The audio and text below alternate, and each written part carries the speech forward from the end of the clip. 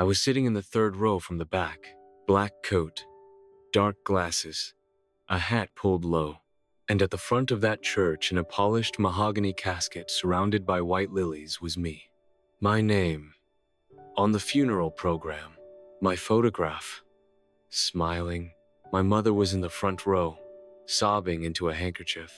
My brother, my blood, stood at the podium delivering my eulogy. And I sat there, watching every single second of it, because I had planned every single second of it. My name is Ethan Carter. 3 months ago, I was just a man trying to get through his days. I had a job I didn't love, an apartment I barely afforded, and a family I only saw at holidays. My father, Richard Carter, was a man of very few words and an enormous amount of money. He built his real estate empire from nothing. 30 years of work, sacrifice, and strategy. By the time I was born, we lived in a house with 7 bedrooms and a housekeeper named Gloria who made the best lemon cake I've ever tasted. But wealth doesn't make a family warm. My father was distant, methodical. He showed love the only way he knew how, through control. My older brother, Marcus, was his favorite. Everyone knew it. Marcus knew it most of all. Marcus was the one who joined my father's company at 22. Marcus was the one who sat in board meetings and wore the right suits and said the right things at the right dinners. And me? I was the one who studied literature, who wanted to write, who my father once told, at Christmas dinner in front of 15 people, that I was wasting the Carter name. So I left. I moved across the country, built a quiet life, sent birthday cards, answered phone calls on holidays. And then, 8 weeks ago, my father died. Heart attack. In his study. Alone. The housekeeper found him. I flew home for the funeral, a real one, that time, and sat in that same church in the same town I'd grown up in, watching strangers cry over a man I'd spent half my life trying to understand. 3 days later, I sat in a lawyer's office with Marcus and my Aunt Diane, my father's sister, and listened to the reading of the will. The lawyer's name was Gerald Foss. He had thin glasses and a voice like a fax machine. He read the document carefully, slowly, and when he got to the asset distribution section, I watched Marcus go completely still. Because my father had left 70% of everything, the company, the properties, the accounts, to me. Not Marcus, me. $64 million. And a handwritten note tucked inside the will, addressed to me personally. It read, "Ethan, you were always the one I should have trusted. I was wrong. This is the only apology I know how to give. Don't let them take it from you." I didn't understand what that meant. Not yet. The car ride home from that lawyer's office was the longest of my life. Marcus didn't speak a single word. He stared out the passenger window we'd ridden together, habit more than comfort, and I watched his jaw tighten and release, like something inside him was calculating. We pulled into the driveway of my father's house, my house, technically, now, and Marcus got out without looking at me. He walked to his own car, got in, drove away. No goodbye. I should have known, right then. I should have turned around, gone back to the airport, and flown home. Instead, I stayed. I told myself it was grief, that we both needed time, that families go through things like this and come out the other side. I told myself Marcus was my brother. That was my first mistake. 4 days after the reading of the will, I got a phone call at 2 a.m. Unknown number. I almost didn't answer. The voice on the other end was muffled, like someone speaking through cloth, but the words were clear. Leave the estate. Don't contest. Don't negotiate. Just disappear, or they'll make you disappear. The line went dead. I sat there in the dark of my father's old study, holding the phone, heart hammering. I told myself it was a prank, a mistake, a wrong number. I almost believed it. The next morning, I found my car. The brake line had been cut.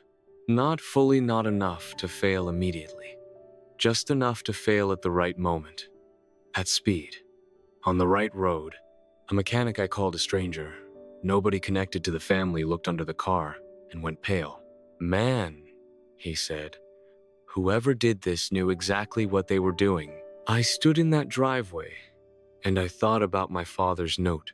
"Don't let them take it from you." He'd known. My father had known this was coming. I didn't go to the police. I know that's the first thing you're thinking. Why not go to the police? Because I had nothing. A phone call from an unknown number that had already vanished from my records. The call log had been wiped somehow.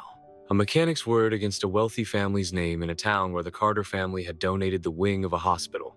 And because I didn't know yet who was involved, was it just Marcus? Was it Aunt Diane, who'd looked at me across that lawyer's conference table with something that wasn't grief? Was it people inside the company executives who'd spent decades loyal to Marcus, who stood to lose everything under new management? I didn't know. And that uncertainty was more dangerous than anything else. So I did the only thing I could think to do. I decided to disappear, but on my own terms.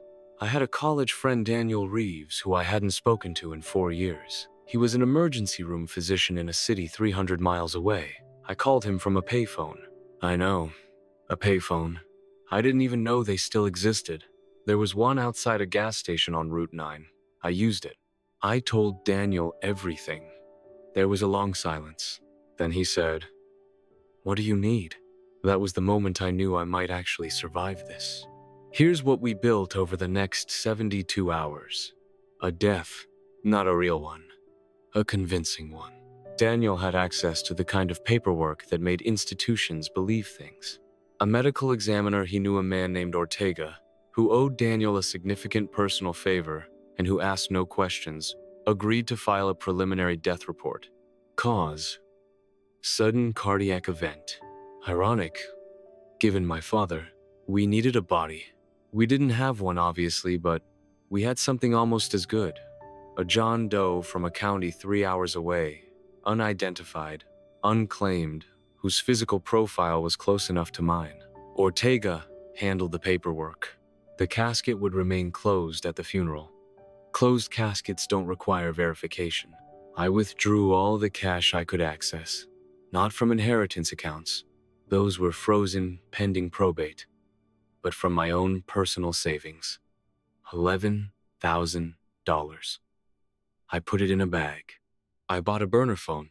I called no one else. And then I watched myself die. If you're new here, this story is just getting started. Subscribe to Leon Drama Stories so you don't miss what happens next. Hit that bell. We drop new stories every week. I stood outside that church for 20 minutes before I went in. I'd changed my appearance, not dramatically, because dramatic changes draw attention. Just enough. I'd shaved my beard, which I'd had for 6 years. I wore glasses I didn't need. A coat I'd bought at a thrift store 3 towns over. A hat. People don't really look at strangers at funerals. Everyone is too consumed by their own emotion, their own navigation of grief and social protocol. A stranger in the back row is just someone from the office, or a neighbor, or a distant acquaintance nobody wants to approach. I was invisible. I took a seat in the 3rd row from the back, on the left side of the aisle, and I watched. My mother, Patricia Carter, sat in the front row in a black dress. She was crying, and that nearly broke me, because I love my mother. Whatever distance had grown between us, whatever silence the years had built, she was still my mother, and she believed her son was dead. I pressed my hands flat against my thighs, and I breathed. This is temporary, I told myself. She will know the truth. Just not yet. Marcus stood at the podium. He was composed, impeccably dressed. His voice was steady and measured as he spoke about his brother, about me, with what sounded like genuine sorrow. He talked about our childhood, about a camping trip we'd taken when I was 8, about how I'd always been the creative one. He smiled at the right moments, paused at the right moments, and I watched his eyes. His eyes never filled, not once. In 45 minutes of eulogy, my brother's eyes were dry. Aunt Diane sat beside my mother, one hand on her back. She wore a small silver brooch on her lapel, a detail I noticed and filed away. though I didn't know why yet. I scanned the pews. There was a man I didn't recognize sitting near the front, heavy-set, dark suit, no expression. He didn't cry either. He didn't speak to anyone. He arrived slightly late, and he sat alone, and he watched the casket. I photographed him on my burner phone from across the church. I didn't know who he was yet. I would.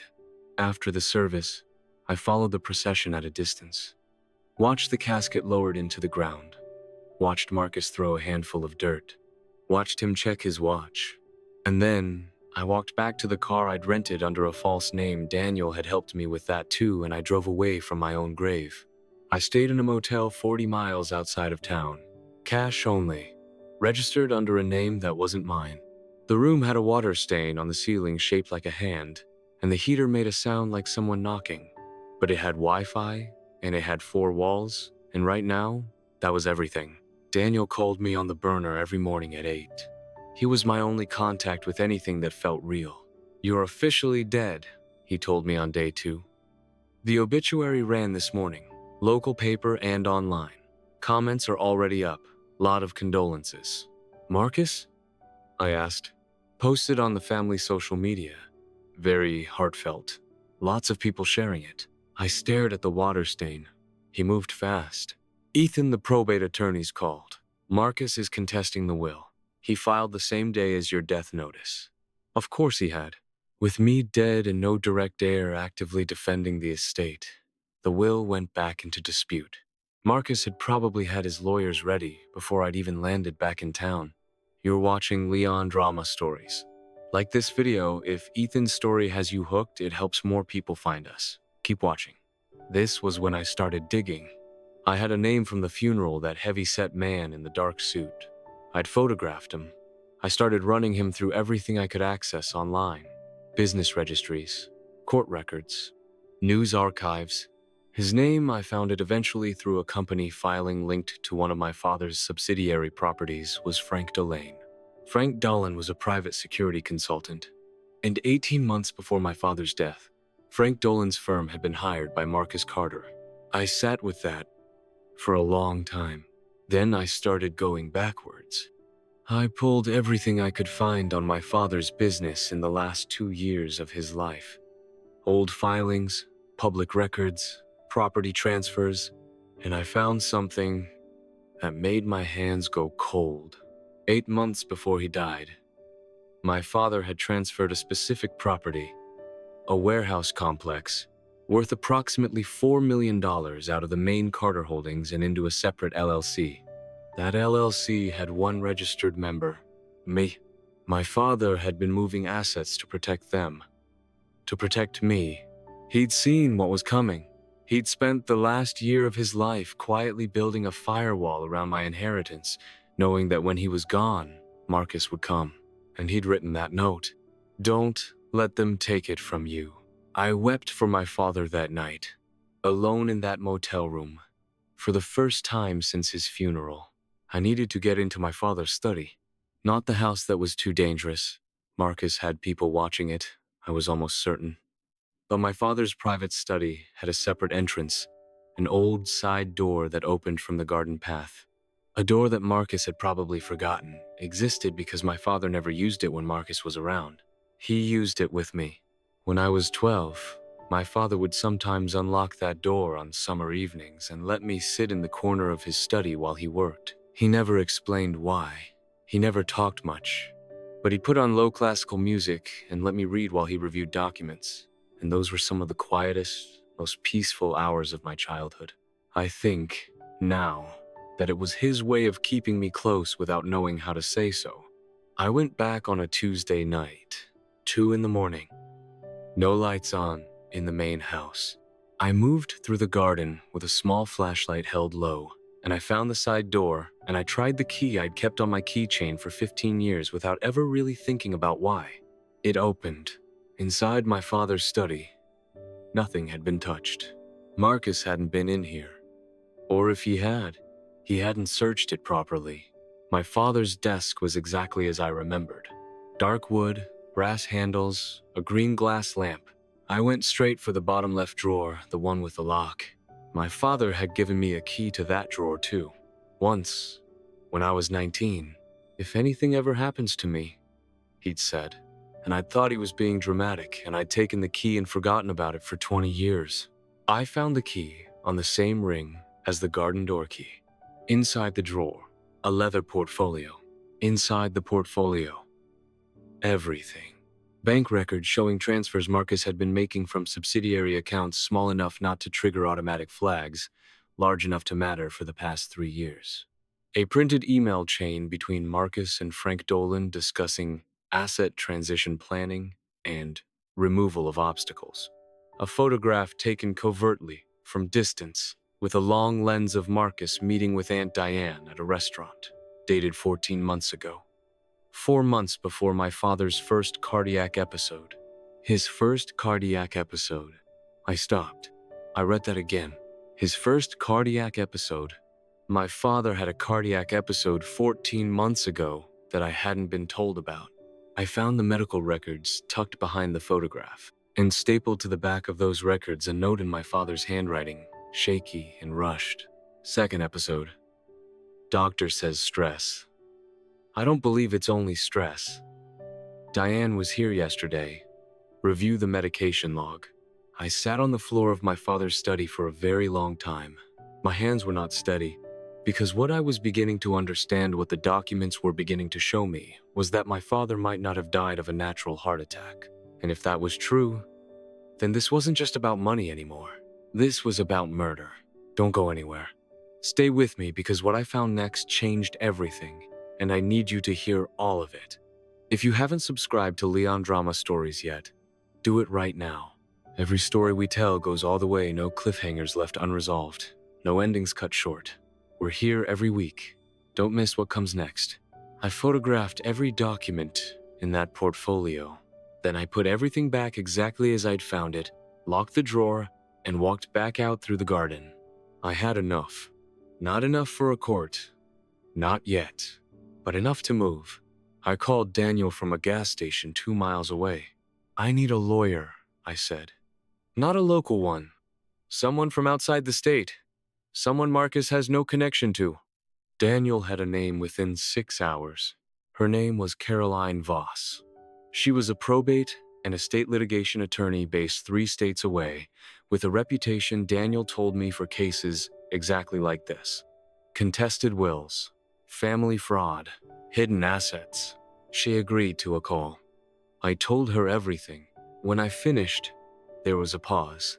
Then she said, "Mr. Carter, you're legally dead right now. I know. That complicates things. I know that too, but not insurmountably." Another pause. "The will is still valid. Your death, the documented one, doesn't invalidate it. It changes the probate process, but since the will names you as primary beneficiary and you are, in fact, alive, we can file to have the death certificate vacated and re-enter the proceedings. It will be ugly. I know. Marcus will fight it. He'll do more than that." "Yes," she said it simply, like she'd seen this before. "Which is why we do this right. We don't surface you until we're ready. We build the full case first. Financial fraud, undue influence, and if your suspicion about the cardiac episodes holds, we bring in a forensic pathologist." I stood in that gas station parking lot at 4 in the morning, and for the first time since any of this had started, I felt something that wasn't fear. I felt like I had a chance. Here's what happened over the following 3 weeks. Caroline's team pulled the financial records. Marcus had moved approximately $6.2 million out of Carter Holdings into accounts that fed back to companies he controlled. It was careful. It was layered. But it wasn't careful enough for forensic accountants who'd seen it before. Frank Dolan was quietly interviewed by a private investigator Carolyn retained. He didn't give much, but he gave enough a slip about being present at the house in the weeks before my father died, when he had no stated business reason to be there. The medication log my father had referenced in his note was subpoenaed through my father's pharmacy and GP records. Digoxin. My father had been prescribed digoxin for a heart arrhythmia 18 months before his death. Digoxin, at the wrong dosage, can trigger cardiac events. Digoxin, administered in excess, can kill. and the pharmacy records showed that my father's prescription had been refilled twice, in quantities larger than his prescribed dose. Refills authorized under a caregiver code. Aunt Diane had power of medical attorney. She had managed his medications. I didn't sleep for 2 days after I found that out. Caroline told me to hold. Hold, she said. We're almost there. We're not going to give them a single second of warning. So I held. I stayed in the motel. I called no one from my old life. I missed my mother every single day. And then, on a Thursday morning, 26 days after my own funeral, Caroline called me. We're ready, she said. Ready for what? To bring you back to life. The hearing was sealed closed to public record at Caroline's request, pending investigation. Just a judge, both legal teams and the evidence. Marcus was already in the courtroom when I walked in. I watched his face when he saw me. I want to be careful here about what I say, because I've thought about that moment a lot in the time since, and I've tried to be fair to it. My brother looked at me, and what I saw on his face wasn't just shock. It was the particular look of a man who had planned something very carefully, for a very long time, and watched it come undone in the space of a single second. He said nothing. His lawyer put a hand on his arm. Caroline laid the evidence on the table in organized sequence. Financial transfers, the Dolane communications, the medication records, the pharmacy logs, the photograph of Marcus and Diane. The judge reviewed it for 3 hours. Marcus was placed under emergency legal injunction before the hearing ended. His access to Carter Holdings was frozen. Diane was named as a person of interest in my father's death and referred to the state attorney's office. Frank Dolan was arrested 4 days later. Marcus was charged 6 weeks after that. I won't give you the final verdict today because the trial is still ongoing, and my lawyers have asked me not to detail anything that's currently before the court. What I can tell you is this. My father was right about me. He was right to leave what he left, and he was right that they would come for it. What he couldn't have known, what I couldn't have known, was that the only way to survive it was to disappear first, to die on my own terms before they could arrange it on theirs. My mother knows the truth now. I flew to see her the morning after the hearing. I knocked on the door of her home and she opened it and she looked at me for a long moment without speaking. Then she put both arms around me and held on. We stood in her doorway for a long time. She told me later that she'd known, somewhere under all the grief, that something wasn't right. Mothers know. My father spent 30 years being too proud and too distant to say what he needed to say. But in the end, he said it the only way he could. He left me everything. And he left me a note that told me to fight. I'm still fighting, and I'm still here. My name is Ethan Carter, and I attended my own funeral